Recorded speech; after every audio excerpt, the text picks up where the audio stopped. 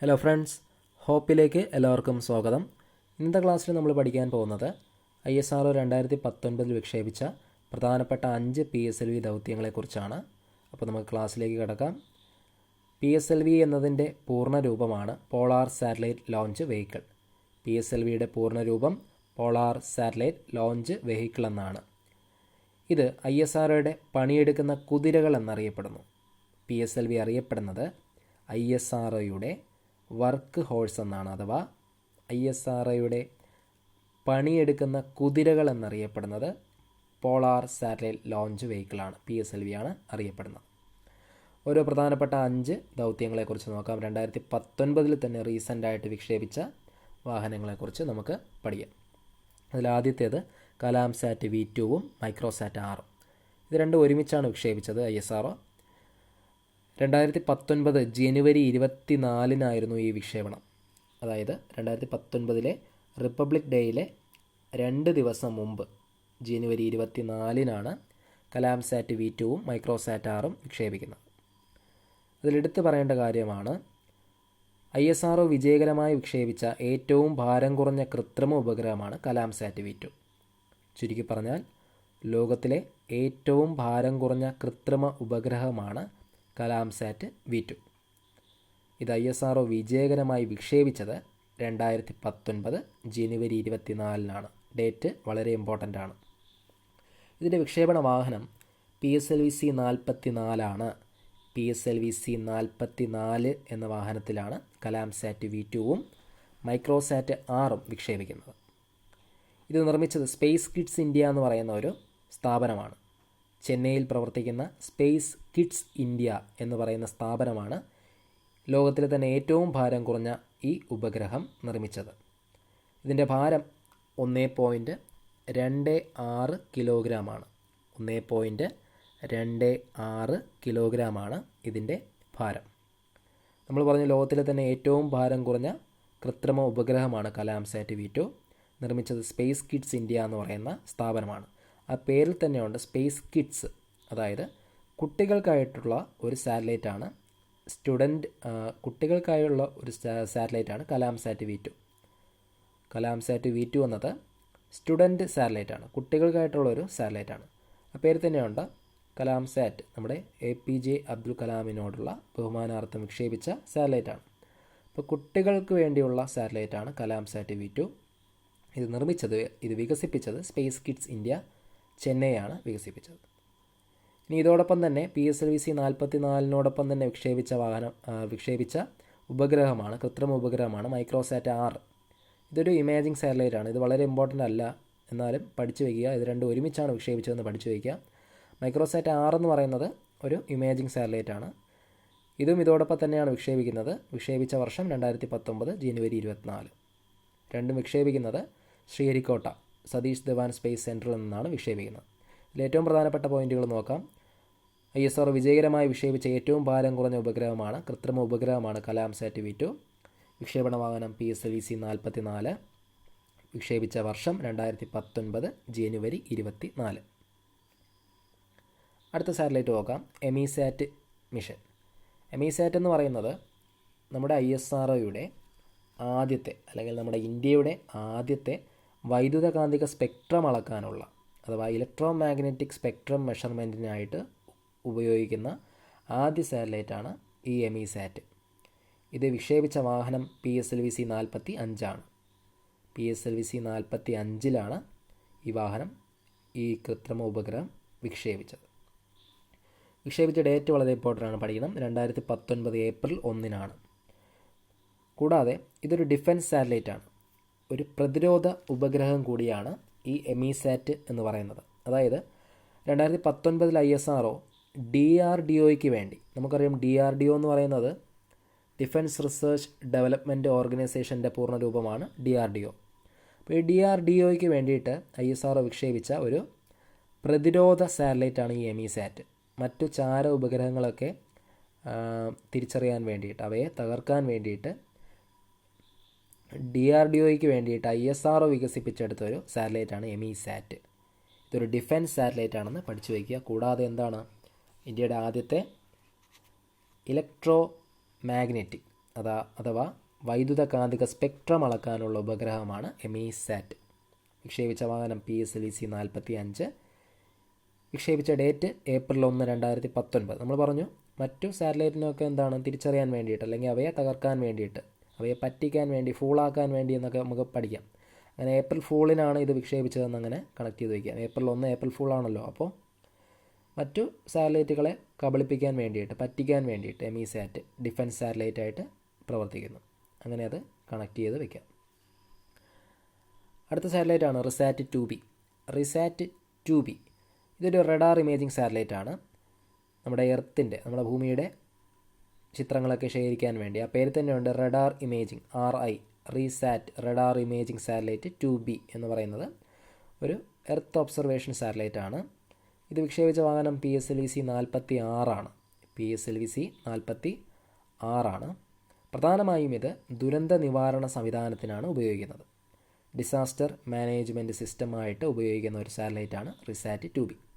പ്രധാനപ്പെട്ട ഒരു പോയിൻ്റാണ് ഇന്ത്യയുടെ ദുരന്ത നിവാരണ സംവിധാനത്തിനായിട്ട് ഉപയോഗിക്കുന്ന ഉപഗ്രഹം. അതാണ് റിസാറ്റ് 2B. ഇത് വിക്ഷേപിച്ച വാഹനം PSLV-C 46. അടുത്തത് കാർട്ടോസാറ്റ് 3. കാർട്ടോസാറ്റ് 3 എന്ന് പറയുന്നത് ഒരു 3rd ജനറേഷൻ എർത്ത് ഇമേജിംഗ് സാറ്റലൈറ്റാണ്. 3ാം തലമുറയിൽപ്പെട്ട ഇന്ത്യയുടെ എർത്ത് ഇമേജിംഗ് സാറ്റലൈറ്റാണ് കാർട്ടോസാറ്റ് 3 എന്ന് പറയുന്നത്. അപ്പോൾ ഇത് പ്രധാനമായിട്ടും കാർട്ടോസാറ്റ്, നമുക്കറിയാം കാർട്ടോഗ്രഫി എന്ന് പറയുന്നത് ഭൂപടങ്ങളെക്കുറിച്ചുള്ള പഠനമാണ് കാർട്ടോഗ്രഫി. അതുപോലെ തന്നെ കാർട്ടോ മീൻസ് എന്താണ്, മാപ്പിംഗ്. ഇന്ത്യയുടെ ഭൂപട നിവാരണത്തിനായിട്ട് അതുമായിട്ട് ബന്ധപ്പെട്ട പഠനത്തിനായിട്ട് വിക്ഷേപിച്ച ഉപഗ്രഹമാണ് കാർട്ടോസാറ്റ് 3. കാർട്ടോസാറ്റ് ഉപഗ്രഹങ്ങളുടെ കുടുംബത്തിൽപ്പെടുന്ന 3ാം തലമുറയിൽപ്പെട്ട സാറ്റലൈറ്റാണ് ഈ കാർട്ടോസാറ്റ് 3. ഇത് വിക്ഷേപിച്ചത് PSLV-C 47ലാണ്. PSLV-C 47ലാണ് ഇത് വിക്ഷേപിക്കുന്നത്. ഓക്കെ, വിക്ഷേപിച്ച വർഷം 2019 December 11. ഈ ഡേറ്റ് വലിയ ഇമ്പോർട്ടൻ്റ് ഇല്ല, എന്നാലും ഓർത്ത് വയ്ക്കുക. അടുത്ത സാറ്റലൈറ്റാണ് റിസാറ്റ് 2BR1. റിസാറ്റ് 2BR1 നമുക്കറിയാം. റിസാറ്റ് എന്ന് പറയുന്നത് റഡാർ ഇമേജിംഗ് സാറ്റലൈറ്റാണ്. അതിൽ 2BR1 എന്ന് പറയുന്നത് അതിനുശേഷം നമ്മൾ നേരത്തെ പഠിച്ചിരുന്നു റിസാറ്റ് 2B. അതിൻ്റെ രണ്ടാമത് വന്ന പതിപ്പാണ് റിസാറ്റ് 2BR1. ഇതിൻ്റെ പ്രത്യേകത, ഏറ്റവും പ്രധാനപ്പെട്ടതാണ്, ഇത് ഇന്ത്യയുടെ 50ാമത്തെ PSLV ദൗത്യമാണ്. ഇന്ത്യയുടെ 50ാമത്തെ PSLV ദൗത്യം, അഥവാ PSLVയുടെ 50ാമത് ദൗത്യമാണ് ഈ റിസാറ്റ് 2BR1. അതാണ് ഇതിൻ്റെ പ്രത്യേകത, അല്ലെങ്കിൽ വളരെ പ്രധാനപ്പെട്ട പോയിൻ്റാണ്. ഇത് വിക്ഷേപിച്ച വാഹനം PSLV-C 48 ആണ്. PSLV-C 48 PSLVയുടെ 50ാമത് PSLV ദൗത്യം. ഓക്കെ, ഇനി ഓർത്തിരിക്കേണ്ടത് ഇസ്രയേലിലെ വിദ്യാർത്ഥികൾ വികസിപ്പിച്ച് ISROയുടെ നേതൃത്വത്തിൽ വിക്ഷേപിക്കുന്ന ഉപഗ്രഹമാണ് ഈ റിസാറ്റ് 2BR1. ഓർക്കുക, ഇസ്രയേലിലുള്ള കുറച്ച് വിദ്യാർത്ഥികൾ ചേർന്ന് വികസിപ്പിച്ച് ISROയുടെ നേതൃത്വത്തിൽ വിക്ഷേപിക്കുന്ന ഉപഗ്രഹമാണ് ഈ ഒരു ദൗത്യം. അതിലെ ഏറ്റവും പ്രധാനപ്പെട്ട പേരാണ് ഡുജിഫാറ്റ് 3. ഓർക്കുക, ഡുജിഫാറ്റ് 3 എന്ന് പറയുന്ന ഒരു സാറ്റലൈറ്റ്, അത് ഈ ഒരു വാഹനത്തോടൊപ്പം തന്നെയാണ് അയക്കുന്നത്. ഈ ഡുജിഫാറ്റ് 3 എന്ന് പറയുന്ന സാറ്റലൈറ്റ് വികസിപ്പിച്ചത് ഇസ്രയേലിലെ കുറച്ച് വിദ്യാർത്ഥികൾ ചേർന്നാണ്. പക്ഷേ ഇത് വിക്ഷേപിച്ചത് ISRO ആണ്. ഓർക്കുക, റിസാറ്റ് 2BR1, ഡുജിഫാറ്റ് 3 എന്നീ ഉപഗ്രഹങ്ങൾ വിക്ഷേപിക്കുന്നത് PSLV-C 48 എന്ന വാഹനത്തിലാണ്. ഈ വാഹനമാണ്, അല്ലെങ്കിൽ ഈ ദൗത്യമാണ് PSLVയുടെ 50ാമത്തെ ദൗത്യം. ഓക്കെ, അപ്പോൾ ഡുജിഫാറ്റ് 3 ഇസ്രയേൽ സ്റ്റുഡൻസ് നിർമ്മിച്ച സാറ്റലൈറ്റാണ്. ഇനി ഈ ഒരു ദൗത്യത്തിൻ്റെ പ്രോജക്റ്റ് ഡയറക്ടറാണ് SR ബിജു ആണ് ഈ ദൗത്യത്തിൻ്റെ പ്രോജക്റ്റ് ഡയറക്ടർ. ഇത്രയും ഓർക്കുക. ഇനി നമുക്ക് ഇത്രയും സാറ്റലൈറ്റ്സ് നമ്മൾ പറഞ്ഞു അല്ലേ? ഏതൊക്കെ പറഞ്ഞു? ആദ്യം കലാംസാറ്റ് V2 മൈക്രോസാറ്റ് 6 പറഞ്ഞു. ലോകത്തിലെ ഏറ്റവും ഭാരം കുറഞ്ഞ ഉപഗ്രഹം എമിസാറ്റ് മിഷൻ പറഞ്ഞു. ഇന്ത്യയുടെ ആദ്യത്തെ ഇലക്ട്രോ മാഗ്നറ്റിക് സ്പെക്ട്രം മെഷർമെൻറ്റ് സാറ്റലൈറ്റാണ്. വൈദ്യുത കാന്തിക സ്പെക്ട്രം അളക്കാനുള്ള സാറ്റലൈറ്റ്. പിന്നെ നമ്മൾ റീസാറ്റ് 2B പറഞ്ഞു, റഡാർ ഇമേജിംഗ് സാറ്റലൈറ്റ് ദുരന്ത നിവാരണത്തിന് വേണ്ടിയിട്ട്. പിന്നെ കാർട്ടോസാറ്റ് 3 പറഞ്ഞു, 3rd ജനറേഷൻ കാർട്ടോസാറ്റ് മാപ്പിങ്ങിനായിട്ട് ഉപയോഗിക്കുന്ന എർത്ത് ഇമേജിംഗ് സാറ്റലൈറ്റ് പറഞ്ഞു. PSLVയുടെ 50ാമത്തെ ദൗത്യം PSLV-C-48 റീസാറ്റ് 2BR1 എന്ന് പറയുന്ന ദൗത്യം.